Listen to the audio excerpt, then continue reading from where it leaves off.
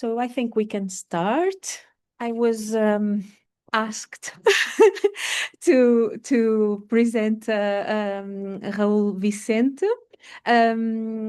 Is a field ecologist, right? And can I call you a naturalist? Yeah, sure. Of course, because it's not every day that you meet someone that is an expert in spiders, in lichens, and lichenicolous fungi, which I don't know if you are aware that they exist. So these fungi that are parasites on a different sort of fungi that live in symbiosis, the lichens.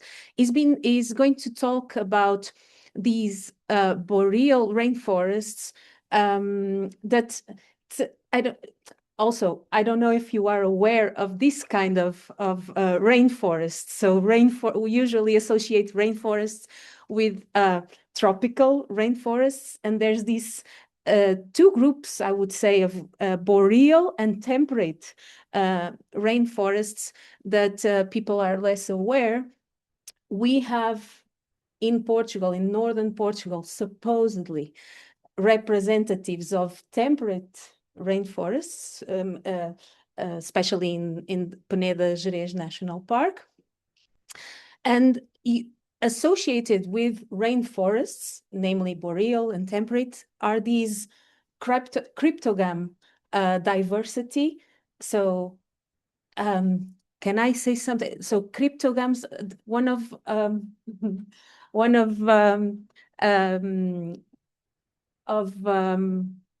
one very peculiar researcher, Iberian researcher, says that defines cryptogams as those plants that have sex undercovered. So it's so all these organisms that include lichens, bryophytes, also algae and fungi. And sometimes ferns as well. And sometimes ferns, exactly. So I won't spend more time introducing Raúl. Raúl, I'm very thrilled to hear about your work. So the floor is yours. Thank you. So some people may be aware that I've been here visiting the Biodeserts team, working with the spiders from the desert. But ironically, I will be talking about the complete opposite to deserts, rainforests. So as they say in the news, now to something completely different. So today I'll be talking about boreal rainforests and how we may have to re-evaluate their distribution based on studies we've done in northwestern Sweden in a region called Jämtland. And we've been focusing on cryptogams, especially lichens, and then a few colleagues of mine on bryophytes, mosses, and liverworts. Before going into the system itself, I'd like to briefly outline the framing of this study. So we have been working with cryptogam diversity and assemblages and habitat context as our primary data, assuming that these indicator species reflect oceanic rainforest conditions. There is an uneven survey effort in the region, which leads to the general expectations that the current distributions may be underestimated. So when we think of rainforests, we tend to think about tropical rainforests, and they often look something like this, and they're often teeming with wildlife, colorful birds, and nice mammals. But rainforests are not restricted to the tropics only. They occur across a range of climatic zones, including temperate and boreal regions. So we have boreal regions here, here, here, and here. Remember this distribution pattern of the boreal rainforests. These systems are less well known, but home to a very diverse species. There's a high biodiversity in these regions, perhaps not of birds and mammals, but other things. So even in boreal regions, rainforest systems occur where persistent humidity and oceanic climate conditions occur. As you can see, this is the focus area we've been examining. We have Sweden and Norway, and the boreal rainforest distributions are along the coast. I want you to also remember this map because to the left we have estimated distribution of boreal rainforests based on surveys that the Norwegian scientists have been doing. And to the right, we have a map showing the potential distribution of boreal rainforests based on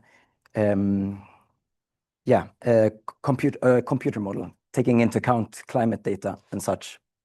So there's some discrepancies here.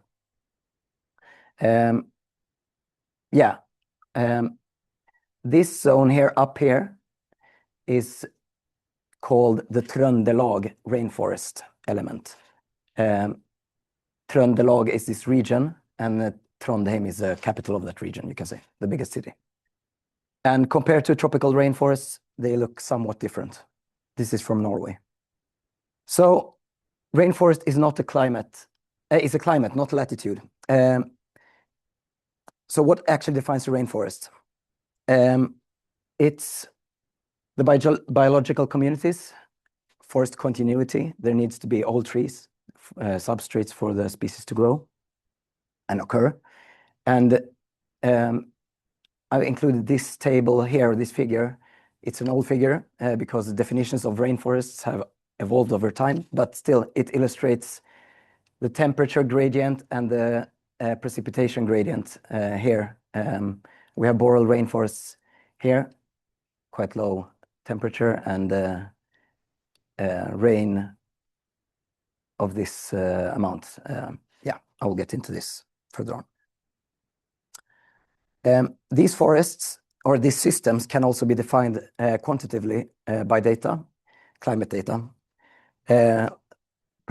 For example, through persistent humidity due to oceanic influence, relatively mild temperatures, high precipitation, and low seasonal variability of temperature. We also have significant precipitation during the driest quarter, around 25%, is said. So rain occurs during the whole season. What also is quite typical of boreal rainforests, contrary to what one thinks, is that it can snow in boreal rainforests. We can have snow, it can be cold. But even so, the winters are quite mild compared to continental areas. And the precipitation must be high. Around 850 low count, but preferably 1,200 up to 5,600 millimeters annually. And then the structure of boreal forests is also special. We mostly have conifer-dominated forests, Picea, Abies, and Pinus sylvestris in Scandinavia, but other coniferous trees in other countries. And the characterization of these forests is that they are cryptogam-rich. So the diversity is mostly based on fungi, lichens, and mosses. And lichens and bryophytes are key indicators for identifying boreal rainforests. So how do we identify and map these systems? Since they're not just defined by climate, but the presence of indicator species, particularly lichens and bryophytes, we use them. As I said, potential areas can be also estimated by climate data. But detection depends on taxonomic knowledge. Some species are hard to identify. And the survey effort is uneven. This was an early draft for a suggested boreal rainforest assemblage in Norway.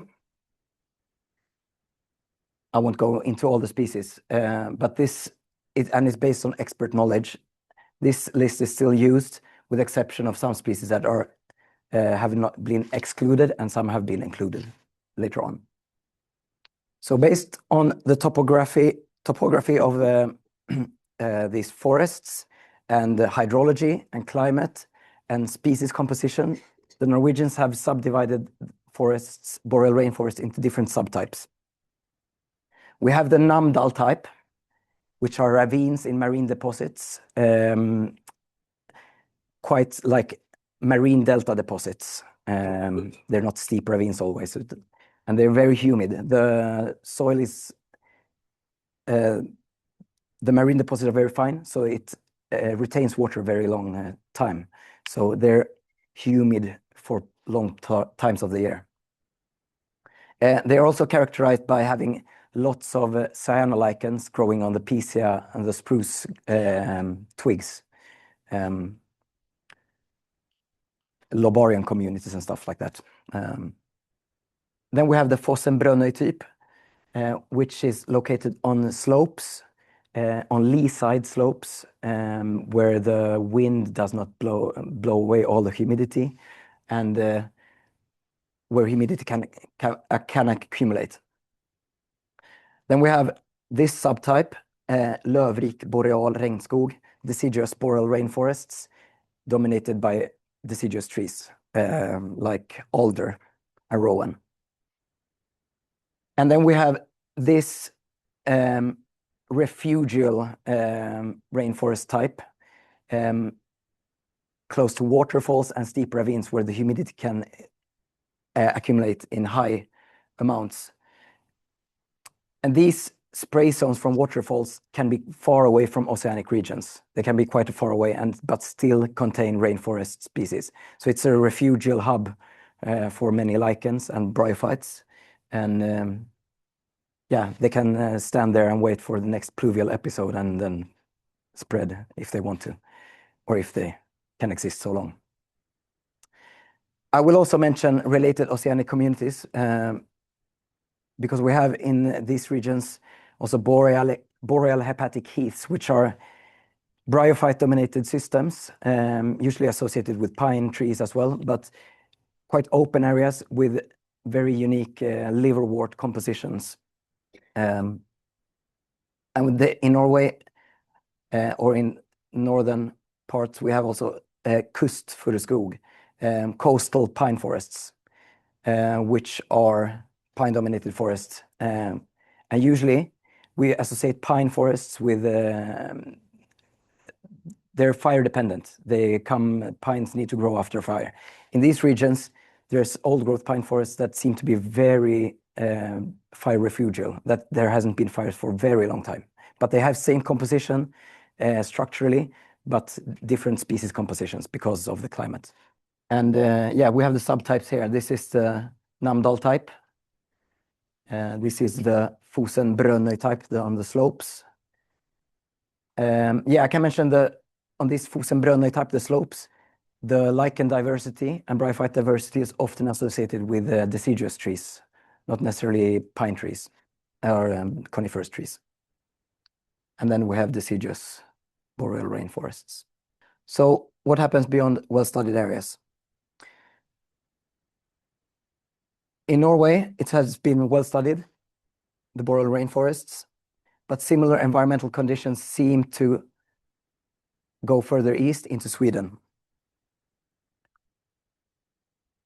Targeted surveys in this region has been much more limited, also in eastern part of Trøndelag in Norway. Yeah, I will give you a context for where we are as well. So we have Sweden here and Norway here. We've been working here, and this is Western Jämtland where we've been studying. Western Jämtland is known to be quite oceanic. We have lots of precipitation in these areas here. And yeah, lichenologists have been visiting this area back in the days and collected lots of rare species that were associated with oceanic climates. But it was well before boreal rainforest as a concept was defined. So when we have taken the precipitation maps into account and historical findings and modern definitions of boreal rainforests, we started to think maybe there is something here as well. So based on this, this leads to the hypothesis. We expected that the rainforest ecoregion and species characterized as rainforest inhabitants occur in the region. And we wondered if there is a distribution in Western Scandinavia that extends beyond Trøndelag into Sweden. And if the range limits, the apparent range limits, are partly an artifact of survey bias rather than ecological constraints. So the approach, we did lots of fieldwork. Today, there's lots of good tools. Since we know that boreal rainforests or a species, boreal rainforest species need continuity, forest continuity, there's modern tools that identify where there are forest continuity regions. And these sites in purple or violet are areas where there's been no logging. With this updated species knowledge from Norway, we did the field work, and so we not only used the boreal rainforest species that they have characterized, but also recently they've been describing lots of new species to science from these regions that are probably also boreal rainforest species and possibly even endemic to Scandinavia. We had these species in mind as well because we want to understand their distribution and find them in Sweden as well. But our focus has been on indicator species. Well, not only, we've been collecting everything because we're interested in everything, because we hope to find new species for science as well. This is what it looks like in Western Jämtland. And we have pine forests, oceanic type. What we found was that there are boreal rainforest assemblages in Jämtland. Many of the Trøndelag's rainforest species were present, and assemblages were found across multiple sites. This is what looks like a boreal deciduous forest from Western Jämtland. If we check the rainforest list, we have so far hitherto found 9 species in Western Jämtland. The species in bold are species that can be considered like very good rainforest species indicators. Ramboldia subcinnabarina is a species that's like one of the best species to identify deciduous boreal rainforests. So we have found these 3. Here are 2 other ones that maybe, at least this one will be difficult maybe to find in Sweden. But I've noted here in red, these are species that have been occurring in Sweden. Erioderma pedicelatum was once described from Sweden, but it's extinct. And all these species in red were occurring at the same locality, but have been extinct due to logging. We have recently visited Norway to study all these species, or many of these species. And now that we understand their ecology a little better, we believe we can find them also in Western Jämtland. Fingers crossed. So we have a large amount of biogeographically restricted species.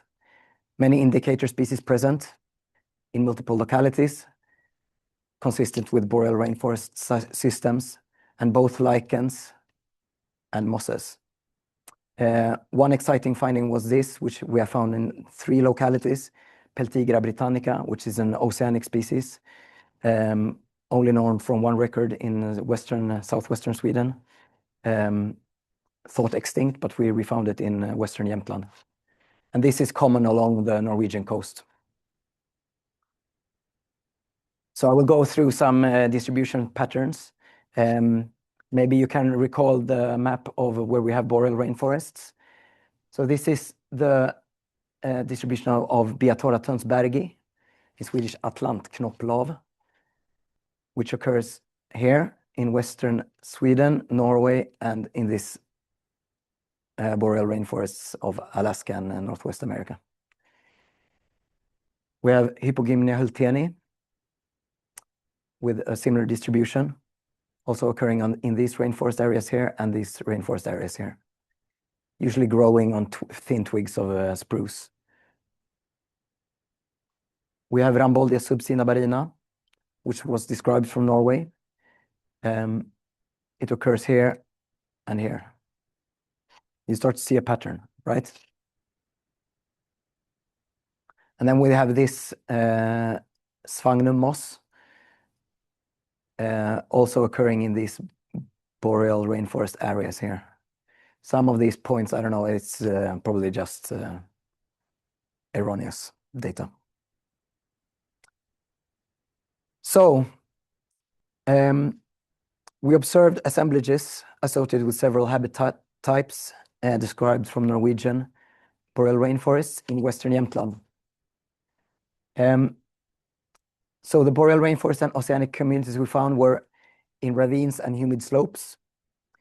We found habitats similar to the Norwegian Fosen-Brønnøy type on the slopes. And we found areas that would be characterized as boreal deciduous rainforests. We also have these refugial areas, waterfall areas and gorge systems spread in this region, and also further away in more continental regions where many of these rainforest species can persist. Beyond the boreal rainforests, we seem to also have found boreal hepatic heaths and also forests structurally similar to coastal oceanic pine forests. And I must shortly mention these boreal hepatic heaths because there have been recent studies made on this in Norway and also Sweden. And this is expert-based value pyramid for mosses and bryophytes, and especially liverworts, based on Norwegian studies. And in red circles, we have the species that we have found in Sweden. So there is something in Western Jämtland as well. What strikes us is the difference of these forests in Western Jämtland. They are not similar to the Norwegian forests. They differ a bit. The oceanic coastal rainforests in Norway, the Namdal type, and the ravines, they have a higher turnover of trees. There's a high, how do you say, bonitet. Trees grow very fast in this area. So, and they die very, very fast. So trees grow old and fast, die very fast. So it's a high turnover and there's not very much dead wood. Yeah. And so in Western Jämtland, we have lower turnover. There's more dead wood, there's more older trees, and we get trees with this structure here. There's a higher availability of dead wood, as I mentioned, and older trees, and there seems to be distinct species compositions in these regions as well. These kind of spruce trees we call kjolgran, which is skirt spruces, because they have all the what you call the branches grow like a skirt. So to survey these, we look at the branches and then we have to go under the branches into the stem to look for lichens. But since it's a skirt, you always have to ask for consent. So there are some differences compared to Norwegian subtypes of the rainforest. Is there possibly a different subtype in this region? We have tentatively called it Lierne Jämtland type. Lierne is a part of Eastern Trøndelag, which has been poorly surveyed, and it's closely bordered to Jämtland, where we have been studying. There seems to be a cross-border ecological continuity from Trøndelag and Western Jämtland, with spruce-dominated ecological oceanic conditions, with distinct composition and structure, and it's an underexplored region. Here are some species associated with the oceanic spruce forests, Lierne Jämtland type. One species that seems to be very common in this region is Bactrospora brodoi. It doesn't occur in Western Trøndelag, but occurs in Eastern Trøndelag. We have species as Cleostom and piscicola, and many of these species grow on spruce. We have also found lots of lichenicolous fungi, including this one that was described from Kamchatka, and we have now found it in Western Jämtland. We also have undescribed species, which we're working with now. This is an interesting species, Bactrospora brodoi. This is a distribution. It's from oceanic boreal rainforests. Cleostom and piscicola, possibly endemic to Scandinavia, only in this region, on kjolgranar, skirt spruces. So how do we interpret these patterns? Range limits may be underestimated. There's a strong influence of survey bias, and these are regions that have been poorly examined from this perspective. And there is an obvious continuity across borders. I've overlapped the map of the Trøndelag Boreal Rainforest here in red, and the computer model estimation of where we have boreal rainforests. And this is areas we have been examining. So maybe this computer model did well. What are the implications? Well, it highlights the importance of underexplored areas. We need to survey more. We need to survey the white dots on the map. And it also highlights the relevance of conservation in managed forests. I want to show you this map as a perspective because there's an image that forestry in Scandinavia is really nice and good. This is a map, not from Jämtland, but another part in northern Sweden. This is 1950, and this is 2013. All the yellow areas are clear-cut areas, and the red areas are protected areas. There's not much continuity forest left. And the same threat occurs in the whole Sweden, also in Western Jämtland. These areas are potentially sensitive to climate change, positively or negatively. If the precipitation increases, there's a possibility that the species can spread even further, as long as there is forest continuity. But if there's drier episodes, these species are likely to go extinct. They're very sensitive. Also, clear cutting and logging creates drier environments, so you get these border effects on forests, and that has been shown that even far from the edge zone, you receive a drier climate, and this affects these lichens and mosses that need humidity. And that was in fact the case with the species I mentioned that was extinct, Erioderma pedicelatum.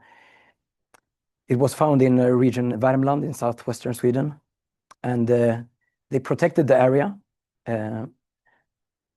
only the area where it grew, but then they cut all the forest around. And subsequent years, lichenologists went there and saw how the specimens were dying and dying and dying. Finally, they disappeared completely. And since they already disappeared from that area, they cut the rest of the forest. So the take-home message, boreal rainforests assemblages occur in Western Jämtland. There is similarity to Trøndelag systems. There is evidence for oceanic subtype related with spruce, and further surveys in the Jämtland region are ongoing, together with Norwegian scientists and Swedish. Yeah, thank you.